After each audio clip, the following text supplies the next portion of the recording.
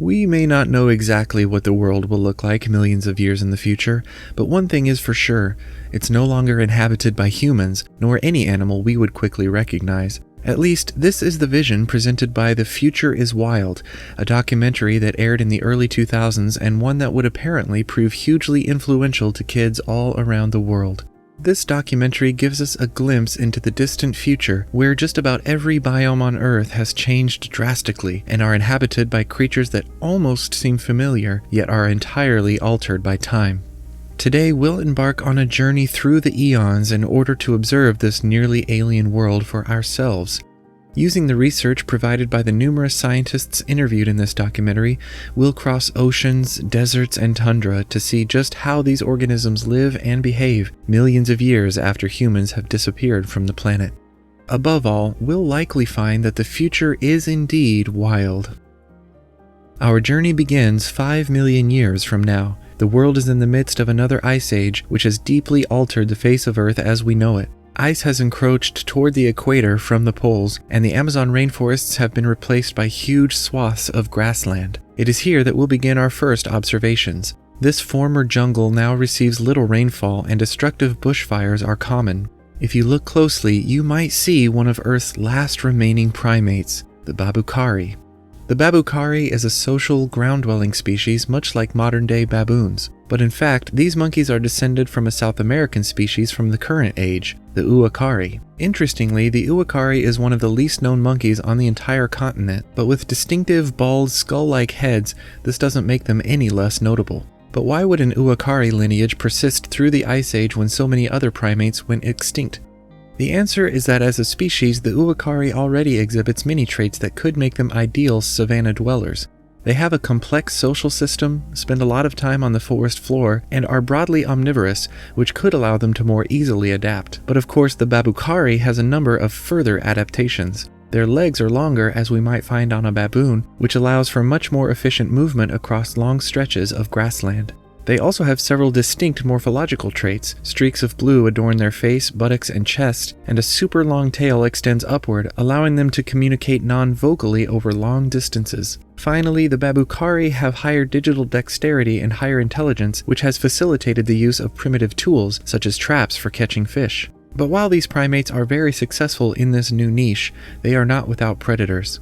As we approach, keep your eyes open. Stalking the open South American plains is a vicious, feathered killer.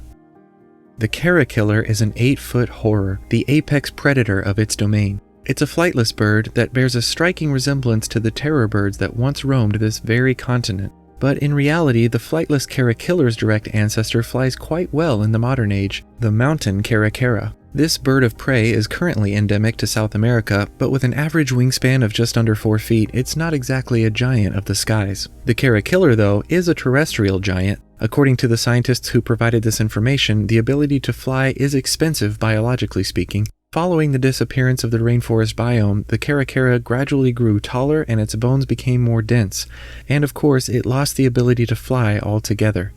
The caterpillar is a killing machine, with a large, sharp beak used for impaling its prey and muscular legs that terminate in deadly talons. Even worse, they hunt in parties, making them far more effective than if they were to hunt alone.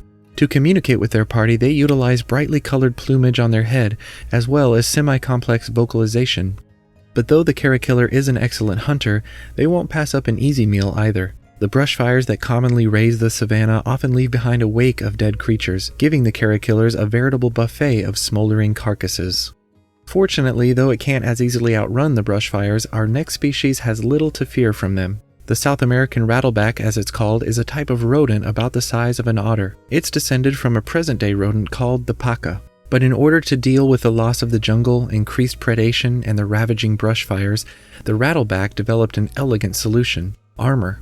The rattleback's back, so to speak, is covered with plates of hardened, matted hair, much like the armor of a pangolin. This makes it a difficult meal even for the mighty caterpillar. Not only that, but the rattleback's eyelids are covered in thick, hard skin, which, combined with its plates of armor, give it the ability to survive the intense heat of the fires. On the somewhat rare occasion when this armored rodent is attacked, it utilizes a fringe of spines along its sides to hunker down into the earth, making it nearly impossible for a predator to access its unprotected belly.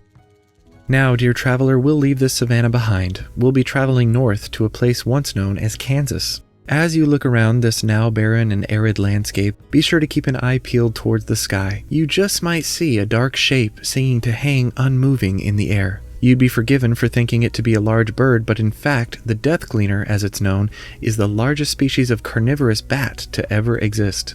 With a wingspan of just over 4 feet, the death gleaner is still smaller than today's flying foxes, but like its much smaller ancestors, it is a mammal that possesses what are essentially enormous digits, between which a thin membrane of skin forms wings. But of course, with the changing North American biome, this bat lineage was forced to adapt.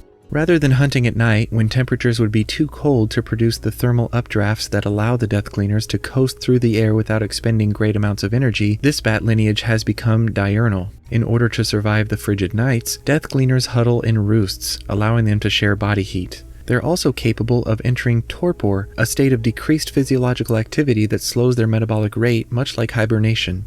Adaptations like these have allowed the death gleaner to thrive in a time when many predatory birds have gone extinct. As they ride the thermal air currents that rise from its hot surface, the death gleaner's eyes scan the desert landscape, watching for prey. There, scurrying along the sand, is the desert rattleback. At around 40 pounds, this species is larger than its South American cousin, and this size helps it cope with the cold desert nights, as well as more efficiently dissipating heat during the day. At some point, the desert rattleback's direct ancestors migrated to North America, much like the North American opossum did in the distant past. Fortunately for them, they retain their ancestors' tough armor, which makes them too risky a meal for death gleaners. But as the rattleback digs for tubers and roots to eat, they just might overturn the home of the death gleaner's preferred prey, a bizarre creature that inhabits an entirely subterranean world. But first, dear traveler, a question. Have you ever wanted to create your own alien world filled with creatures and speculative forms of life that you designed? If so, you know that creating a detailed and interconnected world is daunting to say the least. But with World Anvil, even the most complex world building is a breeze. With its robust tools, you can write up detailed accounts for each of your species, races, and regions, and use the built-in autolinker function to keep track of how they relate to or descend from one another. Or you can start by importing a detailed map and then link each of your species' profiles to their geographic location, making it easy to visualize your creation from a planetary view. Plus, World Anvil is always adding new features. Just recently, they added Chronicles, which takes some aspects of one of my favorite features, the Timeline Creation tool, and allows you to connect important events with their location on a map. You can even link articles such as your species profiles to these world events and their locations, which can take your creation from a dull sequence of events to a living, breathing, fully interconnected world. And once you've forged your fantasy, sci-fi, or Spec Evo world, all of your entries are completely searchable. Gone are the days of documents and scattered folders. With World Anvil, the only thing holding you back is your imagination. So if you want to try out World Anvil for yourself, just visit worldanvil.com and enter code ThoughtPotato at checkout for a whopping 40% off an annual plan. So if you've had an idea for a Spec Evo project and just haven't figured out where to start, check out World Anvil today and get started. Just below the desert's hot surface lies a vast network of interconnected tunnels, populated not by moles, but quadrupedal birds. The spink descends from a modern-day species of ground-dwelling galliforms, the quail. Over time, this lineage turned subterranean, losing its ability to fly and adopting a small and sleek body plan. The most notable of all these changes, though, are the spink's wings, which have become shovel-like appendages, used for both locomotion and as digging instruments. They spend their time searching the desert underground for the sugar-rich sap of desert turnip, though this just so happens to also be a favorite food of the desert rattleback. Though the spink is protected while within their tunnels, it is common for a rattleback to unearth them as they dig for food. High above, the death gleaner watches the rattlebacks for just such an occasion, and strikes with swift precision. Alas, dear traveler, we must continue our journey. We'll be trading heat for cold as we move to the ice fields of northern Europe. As we move low across the tundra, you'll see large roaming herds made up of sheep-like creatures with long, shaggy hair clearly designed to help them cope with the cold temperatures. But these creatures aren't sheep or musk oxen, which would certainly not look out of place to our 21st century eyes. Instead, this region's largest mammal is a rodent descended from the alpine marmot. To adapt to these Ice Age conditions, the shagrats have grown 3 times larger than their marmot ancestors, which allows them to generate and retain higher internal temperatures.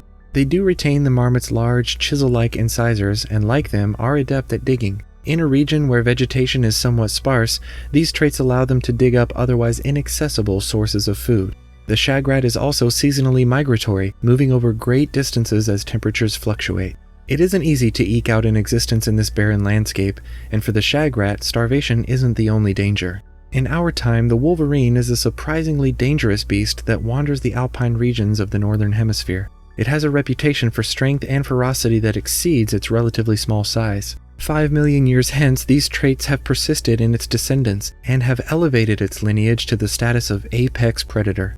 At around 4 feet in length, nearly 2 feet in height, and weighing up to 75 pounds, the snow stalker is significantly larger than its ancestor and has a few additional adaptations to survive in its more extreme climate.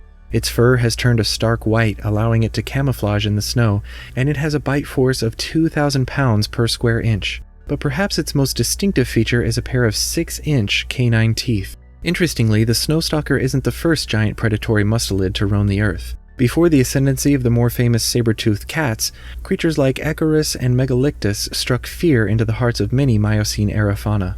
5 million years in the future, history has repeated itself. Its deadly features combined with a ferocious personality make the snow stalker a truly formidable hunter. And as you might have guessed, its main prey is the shagrat. Because large prey is rare on the tundra, snow stalkers will, stalk herds of shagrats for days, looking for an opportunity to strike. This isn't as easy as it sounds, as these herds are close-knit and well-defended against attack. But should a blizzard overcome a herd, the snow stalker is able to use it as cover, ambushing the herd from directions it never saw coming. So far, we've seen life as it exists inland. But if we turn our attention to the coasts, however, we'll see that life has taken a very different form.